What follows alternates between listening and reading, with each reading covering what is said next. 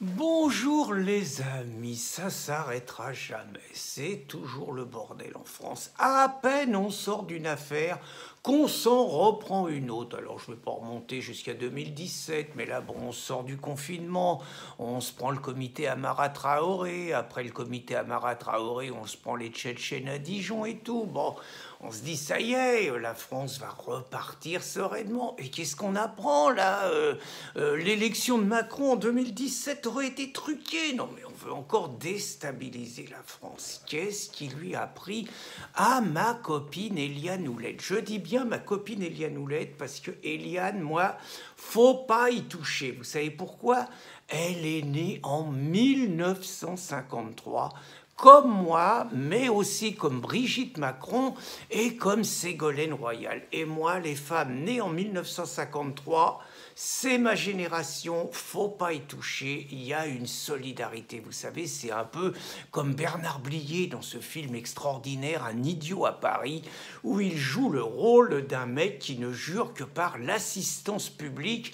Notre mère à tous, et dès que quelqu'un vient de l'assistance publique, il le protège, faut pas y toucher. Moi, c'est pareil pour les femmes nées en 1953. Donc, je reviens à ma copine Eliane Houlette, elle a fait une boulette, oui. Bon, elle a fait une boulette terrible, elle a raconté devant les députés en plus, putain, qu'en 2017, elle avait subi des grosses pressions de la part du pôle financier, le truc qui était au-dessus, nommé Catherine Champ-Renaud, comme pour l'air commode du tout. Hein.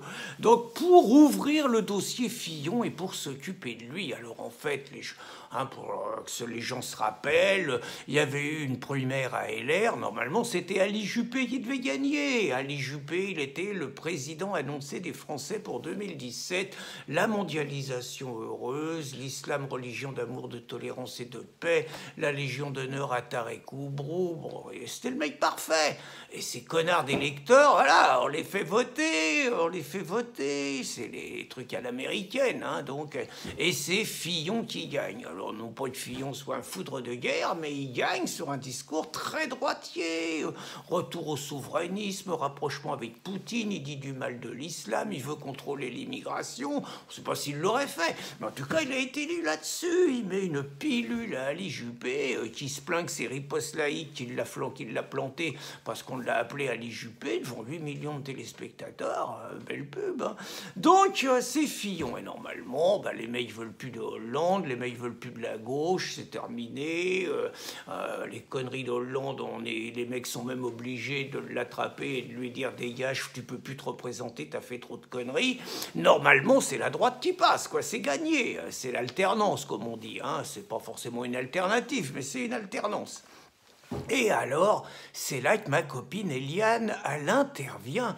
Donc, le pôle national financier, donc c'est un machin, le parquet national financier, c'est un machin qui a été créé par Hollande en 2013. On peut penser, c'est suite à l'affaire Cahuzac, bon, histoire d'amuser le terrain, on enquête sur des scandales et tout. En fait, c'est un truc pour les socialos, pour dégommer les mecs d'en face. Faut pas être candide. Et donc, ils ont mis Eliane à la tête de ce truc-là. Donc, Eliane, bon, c'est du socialo, elle a fait sa carrière, on va dire, en suçant du socialo, politiquement. Hein. Je vais pas me mettre mal, elle a un mari qui, par ailleurs, est en cours de cassation, elle a une fille qui est avocate aussi. Je veux pas me mettre mal, en ce moment, la Cour de cassation, ils sont pas trop vaches avec moi, donc je dis pas de conneries. Hein. Donc, Eliane, bon, elle a donné des gages aux socialos, on va le dire comme ça. Donc, elle se retrouve à la tête de ce truc-là.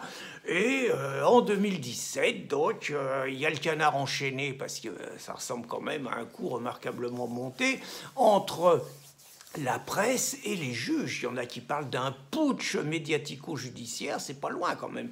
Le canard enchaîné commence à balancer sur Fillon, Pénélope, tout ça, et immédiatement, donc, le parquet national financier ouvre une enquête en pleine présidentielle quand même. Ça ressemble à un... Et comme par hasard, ils ouvrent aussi une enquête sur Marine Le Pen. Marine est sommée en pleine présidentielle de se présenter au parquet national financier et de répondre aux questions. Alors c'est là qu'on voit, on va dire, ceux qui ont des coronesses et ceux qui n'en ont pas. Marine fait un bras au parquet national financier en disant j'irai quand ça sera la fin de la campagne, mais pas pendant. Fillon, lui, ventre à terre, il s'y précipite. Et alors, à l'époque, le Mélenchon, il donne des leçons de républicanisme à tout le monde. Il raconte que la République, c'est la République, et que ceux qui veulent s'y soustraire, ils sortent des lois de la République. Bien joué, Bouffi, sauf que ça t'est tombé sur la gueule 2 ans plus tard. Et tout le monde se rappelle un peu ce que tu pensais de les lois de la République quand t'as collé quand même le proc au mur. 3 mois de tôle avec sursis, Bouffi. Eh oui, c'est comme ça. Donc on revient, et Éliane Houlette, donc, elle a fait une enquête, et finalement, ils ont pilonné Fillon pendant toute la campagne, et c'est grâce à Éliane Houlette si Choupinet, finalement, il a été élu président. Fillon, il a été correct, il n'y a pas de problème. Dès le soir du premier tour, Fillon, il disait qu'il fallait voter Choupinet contre la très méchante Marine Le Pen. Et puis, Éliane, elle a été correcte, surtout parce qu'il y a des mecs qui ont posé des questions, qui ont écrit.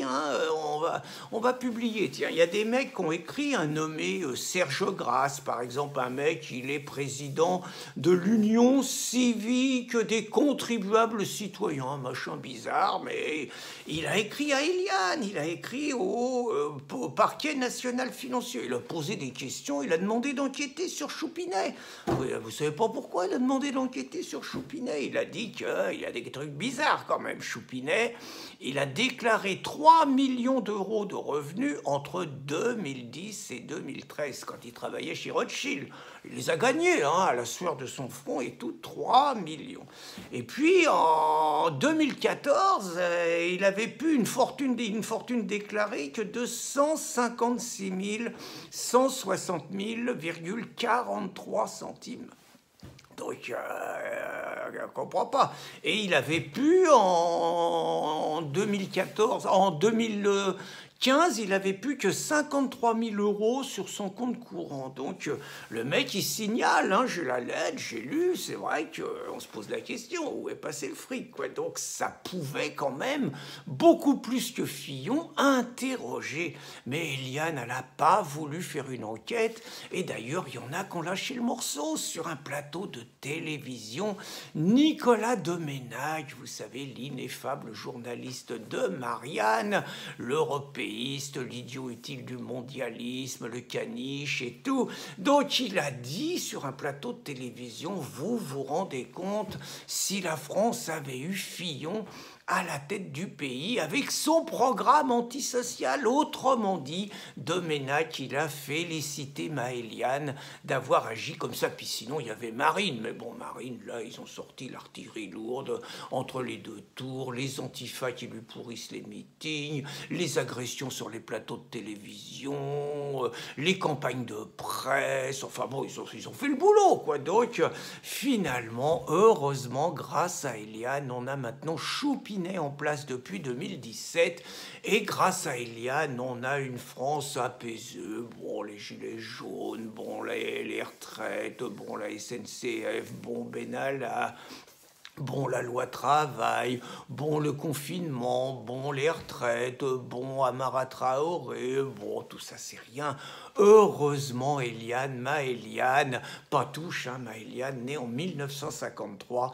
Grâce à elle, la France, elle a eu Choupinet, et j'espère qu'on l'aura encore de 2022 à 2027. Encore bravo pour tout ce que tu as fait, et merci pour tout, Éliane.